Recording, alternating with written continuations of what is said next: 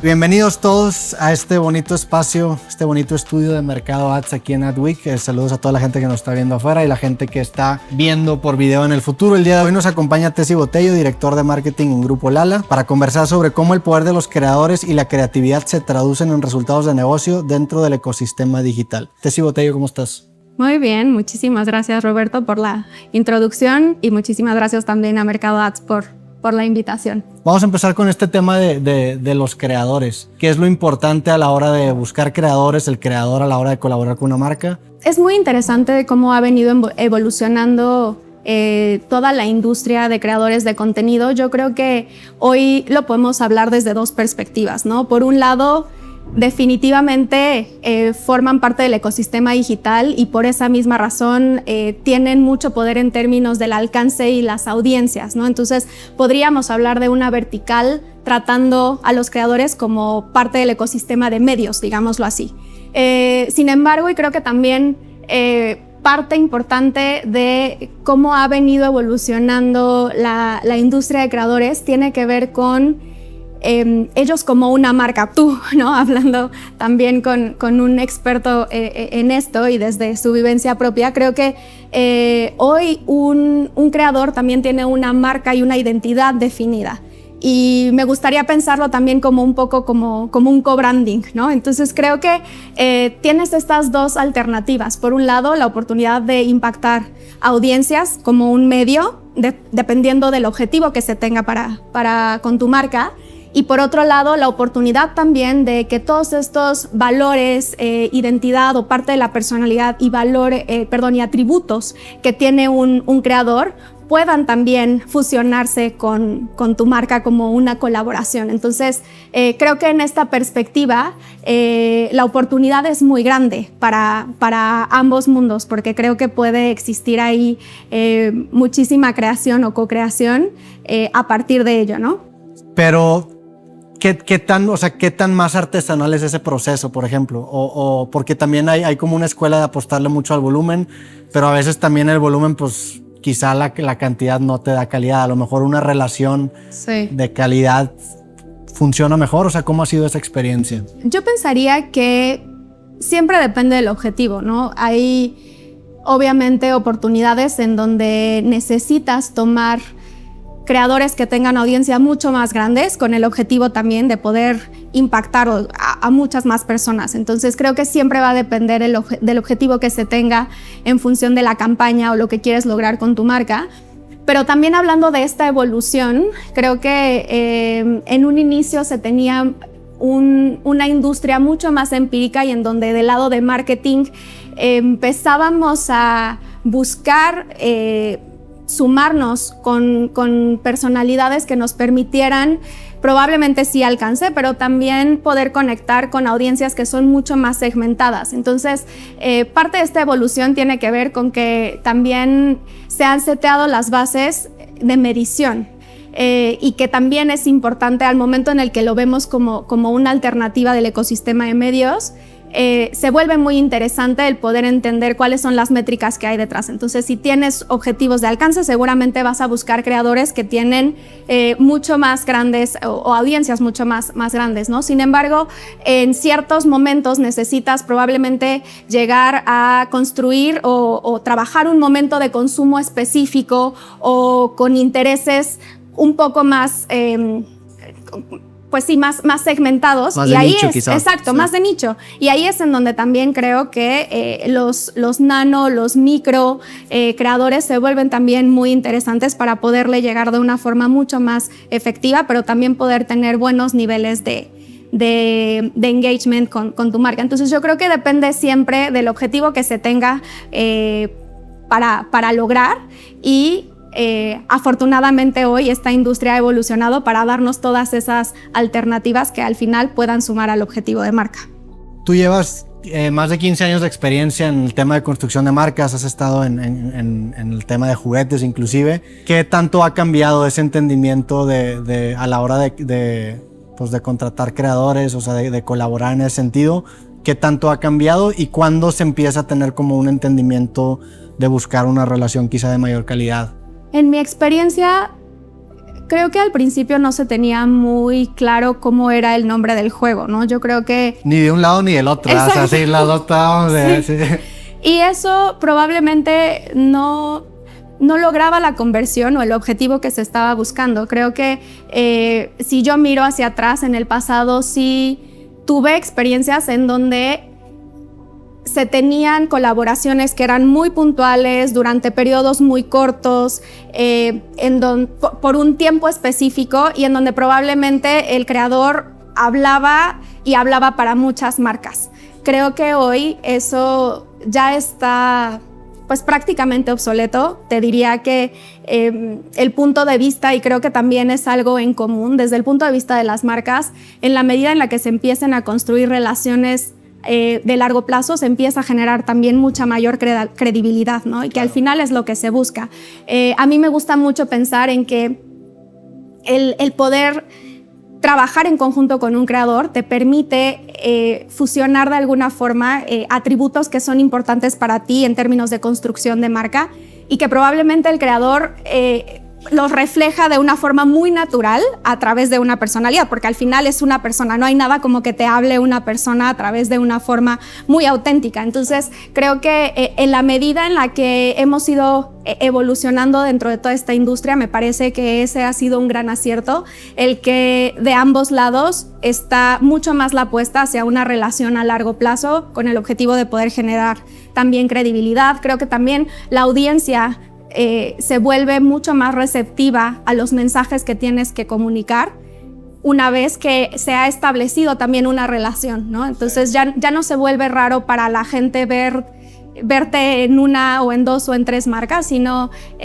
tienes ya una identidad que también te permite a ti identificar con qué marca me voy o con cuál marca definitivamente pues no necesariamente vas a lograr conectar, ¿no? O sea, si tienes mucha rotación en el sentido, pues pierde mucha credibilidad cuando comunicas un mensaje así. Ese enfoque en el tema de creadores, ¿cómo convive con otros esfuerzos en el mundo de marketing?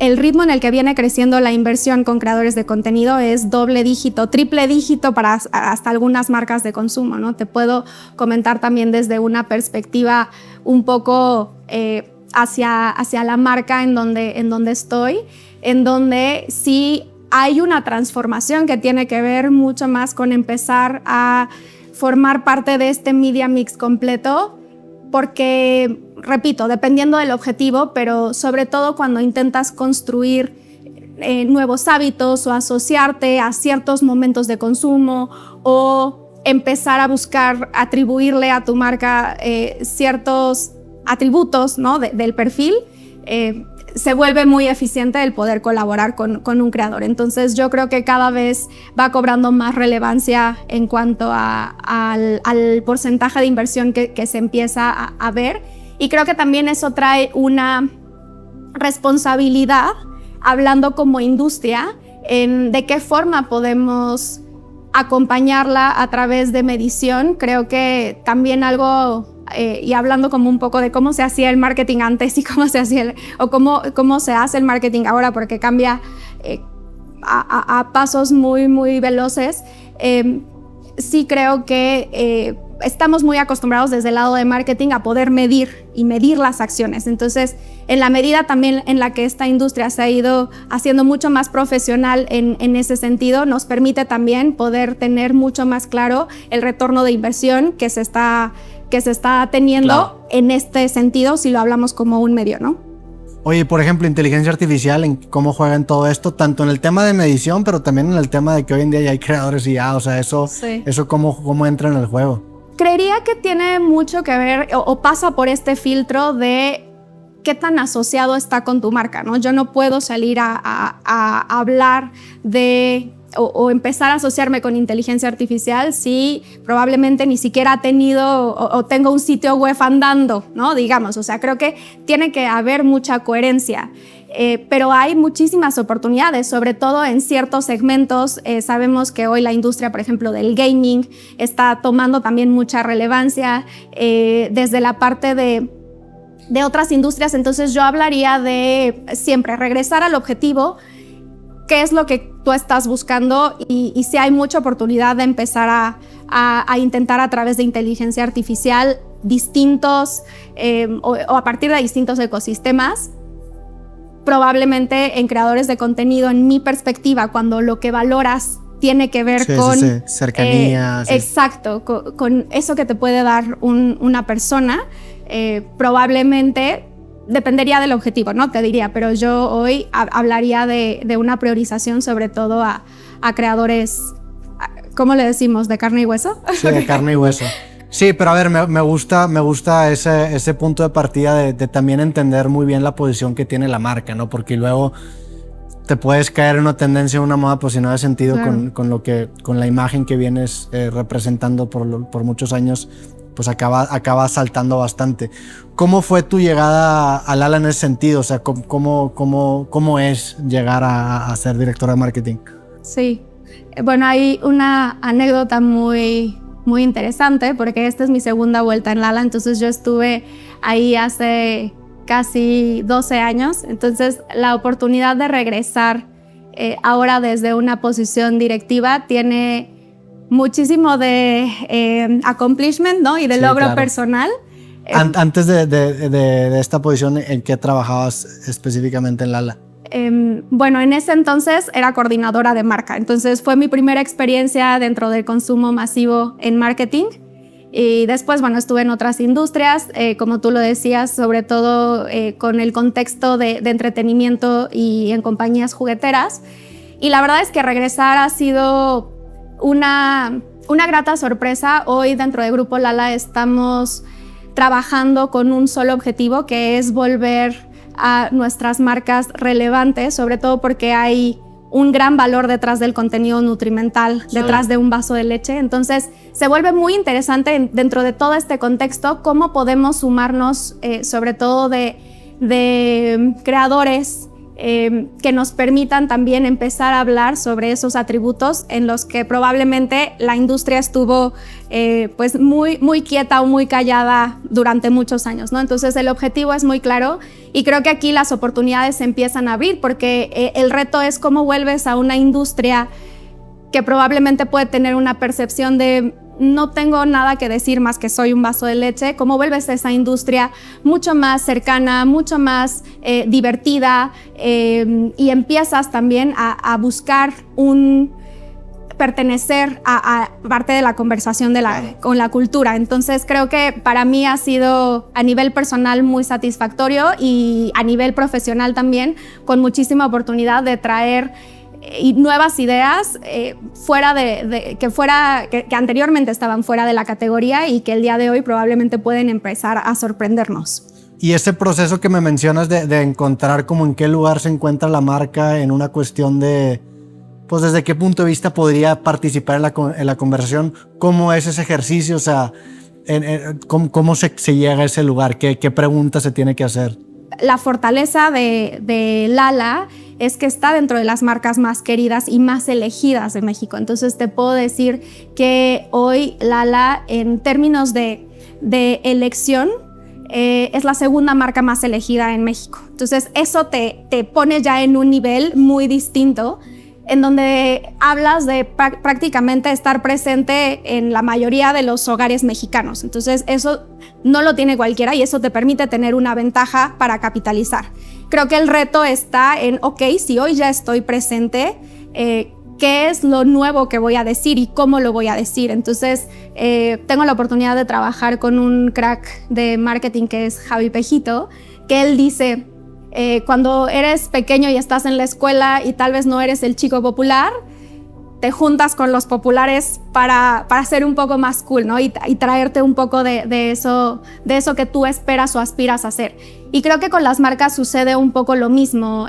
Por ejemplo, este año empezamos a tener colaboraciones con otras marcas, teniendo la primera licencia, por ejemplo, con Lala y Star Wars, ¿no?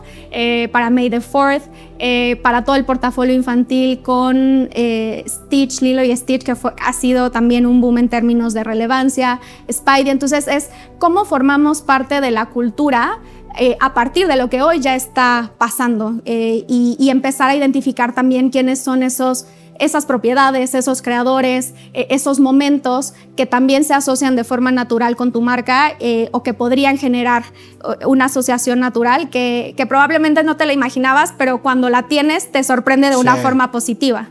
Sí, especialmente, digo, incluso fonéticamente Lala se escucha divertido, ¿no? O sea, es un nombre que pues no sé, como que no es gente que no puede decir Lala sin sonreír, Lala, vaya. Viniendo de la industria juguetera, o sea, también y agarrando este acercamiento, tanto como decías, de juntarte con los cool, pero también de meterle este elemento divertido, ¿ese background sientes que te ha ayudado? Sí, completamente. Creo que también la forma de activar propiedades de entretenimiento tiene te multiplica las oportunidades en términos de punto de contacto, ¿no? Tuve la oportunidad en 2023 de liderar Barbie en el momento de la película de Barbie. Entonces, qué locura. Definitivamente fue un antes y un después en mi carrera, y creo que la magnitud que tomó la película y la propiedad en sí tuvo mucho que ver con la forma en la que empezó a anclarse en la cultura, de una forma muy orgánica, porque obviamente al ser una propiedad con tantos años y con tanta historia, pero también creo que la forma en la que se activó hizo que explotara ese momento. Entonces, sí, versus yo me remito a Lala de 2013, ¿no? Y ahora, versus ese momento, definitivamente creo que sí, toda esta experiencia de la forma en la que se activa una propiedad, en qué momento identificas cuál es la ventana correcta de la conversación, dónde te tienes que subir, dónde tal vez tienes que parar, dónde puedes o deberías de estar buscando hacer más eco a partir de otros puntos de contacto que tal vez no sean tan directos publicitarios. Creo que todo eso es un crafting que también hemos un poco como buscado maximizar ahora de este lado, ¿no? ¿Qué tanto ha cambiado el consumo de la leche o los lácteos en específico, y qué retos eso presenta desde la perspectiva de marketing? Creo que en este mundo hiperinformado hay muchísimas posturas alrededor de lo que está bien o lo que está mal consumir, y creo que también nadie está exento, y la leche tampoco ha estado exenta, ¿no? En términos de,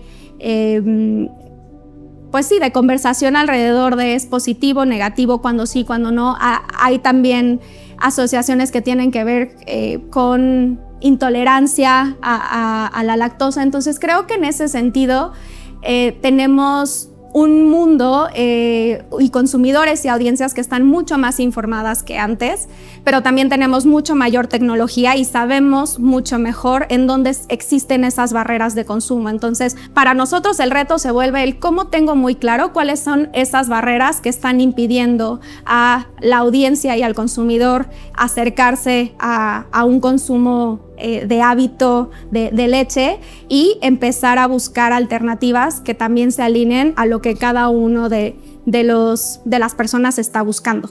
Vamos a pasar ahora con la pregunta Meli que nos mandan nuestros amigos de Mercado Ads, que dice: con plataformas como Mercado Ads impulsando nuevas formas de colaboración entre marcas y creadores, ¿cómo imaginas la evolución de estos perfiles dentro del ecosistema del e-commerce? ¿Podrán convertirse en verdaderos socios o co-creadores de marca? Sí, completamente. Creo que anteriormente hablábamos de objetivos de marketing que eran muy lineales y que estaban enfocados hacia atraer consumidores a tu marca, pero no sabías qué pasaba después, ¿no? Probablemente es, ok, llegué a él, te impacté con el comercial de televisión, en punto de venta logré convertir y hasta ahí se quedaba la información. Creo que hoy un entorno como el de Mercado Ads dentro de Retail Media te permite no solo generar ese tráfico de una forma también mucho más efectiva, sino también dentro de la misma plataforma de e-com poder entender qué pasa una vez después de que se realiza la compra. Y creo que también aquí los creadores forman parte importante de todo lo que sucede, porque creo que puede ser, lo hemos hablado, un medio para poder llegar a generar ese clic, pero también puede ser un gran aliado para poder identificar en dónde hay oportunidades con tu producto, ¿no? He tenido la oportunidad de trabajar con creadores que te puedo decir, y nadie mejor que tú lo sabes, pero sobre todo los creadores se identifican por tener o ser expertos en sus temas. Y ellos probablemente hasta saben mucho más que tú cuando te dedicas a marketing. Entonces creo que la colaboración que puede existir en ese sentido puede ser muy positiva en términos de ser aliados para poder ser esa voz del consumidor y poder comunicar de forma muy directa y muy clara hacia las marcas en dónde están las oportunidades de tu producto y que eso pueda convertir también de una forma positiva tanto para el producto, para la marca y obviamente para los consumidores. Entonces creo que hay muchísimas oportunidades. A mí me gusta mucho hablar desde la perspectiva de creadores, desde este punto de vista personal, porque te dan mucho más allá de lo que un medio tradicional o digital con data pura te puede dar.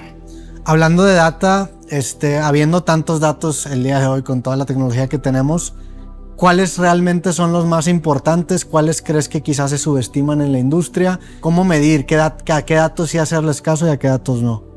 Hablaría también de esta evolución en donde priorizábamos anteriormente impactos, ¿no? Porque probablemente era lo único que sabíamos medir. Exacto. Pero creo que hoy hay otros KPIs que te pueden indicar también qué tan positivo está siendo el resultado detrás de esta alianza. Obviamente dependería del objetivo, pero creo que hablar de métricas de engagement te pueden decir mucho sobre qué tanto está realmente convirtiendo en una consideración. Yo hablaría de realmente estoy siendo o no relevante como marca, ¿no? Y me acuerdo también en uno de los contenidos tuyos que escuché en donde decías mi métrica era el share, ¿no? O sea, como qué tantos... Sí, en Facebook, sí. Exacto, qué tantos me compartían. Y creo que la parte de engagement te puede dar mucho de esa información. Qué tanto realmente está conectando la audiencia con tu contenido, tanto que me parece, ¿no?, importante para poder compartirlo. Entonces yo creo que siempre tienes KPIs que te pueden ayudar a identificar, tienen que siempre estar alineados con tus objetivos, pero a mí me gusta mucho hablar de engagement para entender qué tanto trasciende. Vamos a leer esta pregunta de Romain Chassant, que es Chief Digital and Marketing Officer de L'Oréal México, que te dejó esta pregunta para ti, que dice: ¿cuál es el impacto de toda la digitalización en un mundo como el de los productos lácteos? Está muy bueno. ¿Cuál es el impacto en un contexto de mundo digitalizado en los productos lácteos? Creo que puede venir de distintas perspectivas. Yo hablaría sobre todo de la oportunidad que tenemos como una industria que se encuentra mucho más en el hábito de la compra en tiendita o de la compra en el súper, ¿no? Sí. En caso de que tengas, pues sí, más familia, dependerá del momento. Pero creo que el impacto acá es qué tanto nosotros podemos sumarnos al trend digital en cuanto a comercio electrónico. Hoy la oportunidad es gigante versus otras industrias. Te diría que la industria del lácteo no necesariamente tiene tanto de su volumen concentrado en e-com, y yo creo que el impacto aquí puede ser muy positivo porque te puede hablar de qué forma podemos empezar a fomentar mayor consumo o hábitos distintos si hacemos que el ecosistema digital acompañe que sea mucho más sencillo la compra de leche, ¿no? O del producto del portafolio que quieras. Pero yo hablaría de eso, más allá de un tema de impacto como medio, porque creo que en ese sentido estamos muy alineados a la industria, tiene que ver con cómo empezamos a ser parte de ese hábito de compra en .com. En este año que llevas en Lala, ¿con qué te has quedado? ¿Qué experiencia ha sido tu highlight de este año de tu regreso a Lala? Sí, ha sido un maratón. O sea, te puedo decir también que a nivel profesional ha sido súper positivo el poder encontrarme con una compañía que está abierta a nuevas ideas. Yo definitivamente resaltaría, en este momento estamos primicia, estamos a punto de lanzar Lala Yomi Wicked, edición Wicked. Entonces, para mí, la oportunidad de poder empezar a sumar a Lala a la conversación a partir de el trabajo en conjunto con propiedades de entretenimiento que están siendo relevantes para el momento, ha sido completamente un highlight, un challenge, porque significa desarrollo de producto en tiempo muy corto, pero definitivamente creo que cumple con este propósito de cómo podemos, por un lado, hacer a la marca mucho más relevante y cercana, y por otro lado también empezar a llegar a nuevas audiencias. Entonces me quedo con esta fusión de lo mejor de los dos mundos en mi perspectiva, del mundo del entretenimiento y del mundo de leches. En esta primera y segunda etapa que has tenido en Lala, ¿qué cambió? ¿Qué aprendiste en ese inter, en las experiencias con jugueterías y demás experiencias que tuviste? Digo, entiendo obviamente que el mercado cambió, ¿verdad? O sea, finalmente la tecnología avanzó, pero en un tema personal, en un tema del entendimiento quizá de la industria, ¿cómo describirías el aprendizaje? Como marqueteros siempre tendemos a ver al consumidor, cuando en realidad tú también eres consumidor, parte, claro. ¿No? Entonces, para mí es las oportunidades que tienes de conocer distintas formas de conectar con la audiencia y traerlas a una industria en donde probablemente se pensaba que ya todo estaba dicho. Y creo que la oportunidad del día de hoy es cómo nos reinventamos, cómo empezamos a ver otras categorías, cómo empiezo también a asociarme con momentos en donde, por ejemplo, la leche hoy ya es relevante, pero antes no se decía nada, como el Día de Muertos, ¿no? En donde siempre hay pan de muerto, sí. Y bueno, para acompañar, claro que va una leche. Entonces creo que para mí lo sorprendente ha sido la forma en la que se puede integrar a una industria en donde se pensaba que ya todo estaba dicho, y se puede evolucionar de una forma que me está pareciendo también muy divertido a nivel profesional. ¿Algo con lo que te gustaría cerrar? ¿Algún mensaje? ¿Algo que crees que se nos haya olvidado? ¿Algo que...? No, a ver, primero nuevamente agradecerte y agradecer a Mercado Ads, y probablemente podemos hacer una dinámica rápida de plot twist en donde ahora tú, desde la perspectiva de creador, puedes compartirnos un poco sobre tu experiencia al momento de trabajar con marcas. ¿Qué buscas? ¿Qué es importante para ti? ¿Por qué un proyecto, por ejemplo, como el de Mercado Ads hacía sentido contigo? Pues bueno, en mi caso este proyecto me hizo mucho sentido, pues porque yo me dedico a platicar. Se me presentó la oportunidad de sentarme a platicar con personas interesantes de muchas, bueno, de la industria del marketing principalmente, que es un tema que a mí me gusta mucho, pero de muchas marcas distintas. Y pues son para mí, en lo personal, son de esos tipos de proyectos que tanto se alinean en mis metas profesionales, pero también en mis metas personales, en una cuestión de crecimiento, de aprender más, que finalmente, pues entre más experiencias tenga, creo que hago yo mejores capítulos de mi podcast creativo, que es a lo que me dedico. Y sobre el tema de lo que busco con marcas, en un principio, pues cuando yo empecé, sí está uno en una mentalidad un poco más de escasez, de buscar oportunidades, ¿no? O sea, finalmente a mí me tocó empezar en un momento en donde no había industria, ¿no? Entonces, en donde tenías que explicar de que, oye, ¿qué estás haciendo? O sea, y celebraba las victorias de monetizaciones en plataformas. O sea, esos eran hitos gigantes para mi carrera. Entonces, en ese sentido, cuando empiezas, estás en una mentalidad de escasez en donde le dices que sí a casi cualquier oportunidad, y conforme uno va creciendo también se va estableciendo. En mi caso, mi modelo de negocios pues se basa en las visitas de mi podcast. Te vuelves más selectivo con las marcas a las que les dices sí, a las que les dices no, y buscas este tipo de proyectos que se alineen obviamente en tu requisito profesional, económico, como le quieras llamar, pero también que sabes que te van a enriquecer. Entonces, para mí eso es una buena colaboración de marca, y por eso estoy agradecido con Mercado Ads por la invitación, y también por presentarme contigo y tener este tipo de pláticas. No, al contrario. Bueno, fantástico. Muchísimas gracias por la pregunta.